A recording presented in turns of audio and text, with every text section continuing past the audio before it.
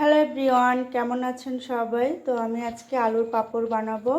এই যে দেখুন, আলু আমি কেটে নিয়েছি গোল গোল করে। এই যে একদম পাতলা পাতলা করে কেটে নিয়েছি। কিছু আলু বড় ছিল, এই জন্য অনেকটা বড় বড় পিসও হয়ে গেছে। তো সমস্যা নাই, পাঁপড় বানিয়ে ফেলবো। তো আর এপাশে এই যে আমি গরম জল বসিয়ে দিয়েছি। তো এর মধ্যে আমি একটু লবণ দিব, যাতে পাঁপড়টা খেতে একটু নোনতা নোনতা হয়, তাহলে দেখবেন খেতেও ভালো লাগবে। তো আমি আলুগুলোকে খুব বেশি সেদ্ধ করব না, হাফ বয়েল করে নিব। তো এখানে যেটা লেগে লেগে রয়েছে যে আলুর পিসগুলো, তো সেগুলো আমি ছাড়িয়ে দিচ্ছি। এই যে দেখুন, আমি আলুগুলো সেদ্ধ করতে বসিয়ে দিয়েছি। এই যে আমার আলু সেদ্ধ করা হয়ে গেছে, দেখুন। তো এইগুলো এখন আমি রোদে শুকাতে দেব।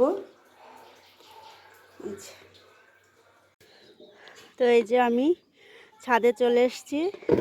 তো এখন আলুগুলো আমি একটা একটা করে এর মধ্যে দিয়ে দিব। একটু পাতলা পাতলা করেই দিচ্ছি, যাতে তাড়াতাড়ি শুকিয়ে যায়।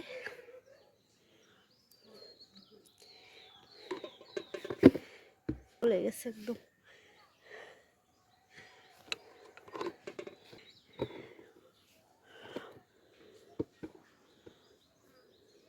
তো এই যে দেখুন, আমার আলুগুলো দেয়া কমপ্লিট হয়ে গেছে। কত সুন্দর লাগছে দেখতে, দেখুন। তো এই যে কয়েকটা দিন শুকাবো। আর এই পাশে আমি বড়ই শুকাতে দিয়েছি, পরে আচার বানাবো, এই জন্য বড়ইগুলো শুকাতে দিয়েছি। মোটামুটি শুকিয়ে গেছে, আর দু একদিন শুকাবো। তো ভিডিওটি ভালো লাগলে অবশ্যই বেশি বেশি করে লাইক করবেন, কমেন্ট করবেন, শেয়ার করবেন। আজ এই পর্যন্তই, টাটা।